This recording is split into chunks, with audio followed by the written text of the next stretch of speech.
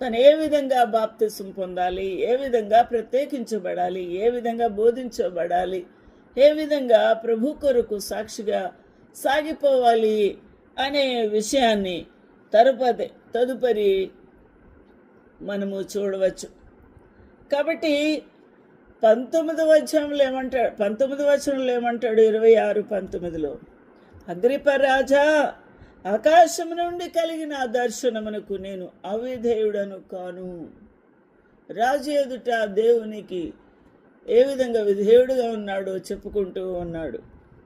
దేవునికి మహిమ కలుగును గాక. ఈ రోజున మనల్ని ఎవరైనా బంధించినా, శిక్షించినా, మనకి ఎటువంటి శ్రమల పాలు మనల్ని ఎదురు వచ్చినా మనము చేయవలసిన ప్రాముఖ్యమైన పని ఏమనగా, ఏ విధంగా మనము రక్షించబడ్డాము, ఏ విధంగా ప్రభు మనతో మాట్లాడారు, మన జీవితం ఎలా ఉండింది పూర్వము, ఆ తర్వాత ప్రభు మనల్ని ఏ విధంగా మార్చి ఉన్నాడు అనే సత్యాన్ని మనము ఖచ్చితంగా బయలుపరచాలి.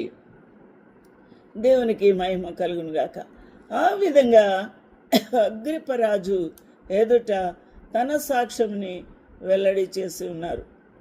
ఆ తర్వాత విషయాలన్నీ కూడా జరిగిన తర్వాత ఈ పౌలు భక్తుని దండించుటకు, శిక్షించుటకు వారికి ఏమాత్రం కూడా యూదుడు, హెబ్రీయుడు కాబట్టి వారికి అధికారం లేక ఇటలీ పంపించాలని నిర్ణయించారు.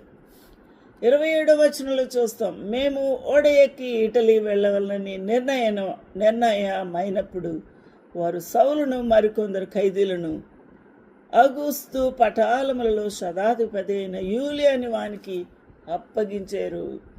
ఇప్పుడు దేశాలు మార్చేస్తున్నారు పౌలు భక్తుని ఆ యొక్క శిక్ష వేయుటకు. ఆయన చేసిన నేరమునకు యేసుక్రీస్తు ప్రభువుని సజీవుడైన రక్షకుడని ప్రకటించినందుకు దేశములు మార్చుతూ ఉన్నారు.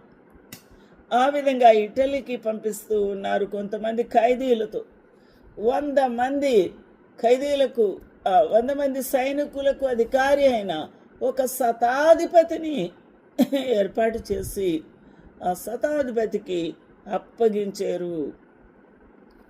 ఆలోచన చేద్దాము, ఇది పౌలు భక్తునికి ఎంతటి భయంకరమైన పరిస్థితితో ఆలోచన చేద్దాము.